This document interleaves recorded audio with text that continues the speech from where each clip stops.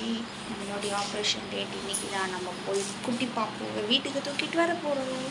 So வாங்க நம்ம போகலாம். ஸோ காலையில் 6 o'clock எழுந்துச்சி ரெடி ஆகிட்டு இப்போ 7:30 நம்ம வீட்டிலேருந்து கிளம்பி போகிறோம். டைரெக்டாக கோயிலுக்கு போயிட்டு சாமி கும்பிட்டு அப்படியே ஹாஸ்பிட்டலுக்கு போகலாம். அங்கே போகலாம்டா. அம்மா ஹாஸ்பிட்டல் போகிறேன்.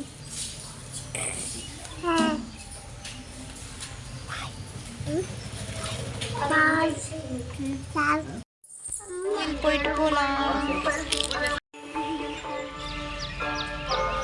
யாருன்னா ஹாஸ்பிட்டல் வருவாங்களா குமார்?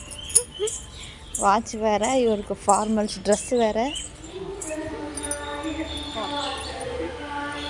இப்போ நம்ம ஹாஸ்பிட்டல் போக போகிறோம். சாமி கும்பிட்டாச்சு, அங்கே போகலாம்.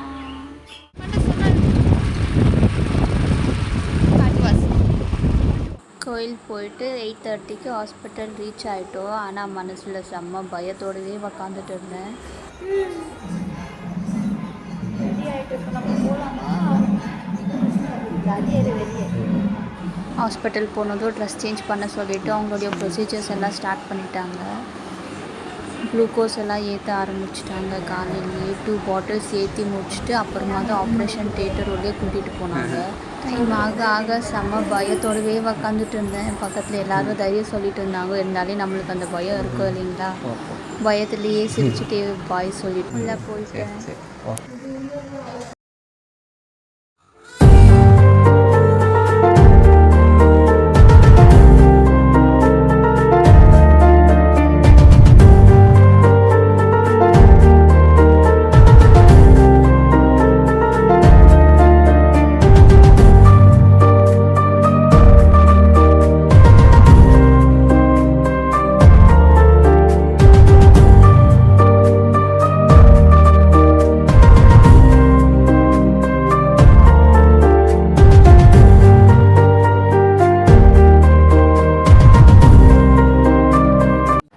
ஆப்ரேஷன் ஆன அன்றைக்கி ஈவினிங் தான் இது.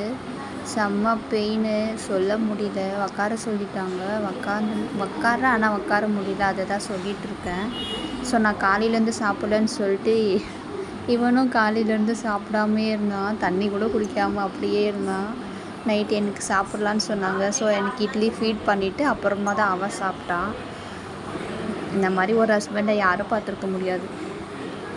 அவ்வளோதான் காய்ஸ். நெக்ஸ்ட் வீடியோவில் பார்க்கலாம். பாய்.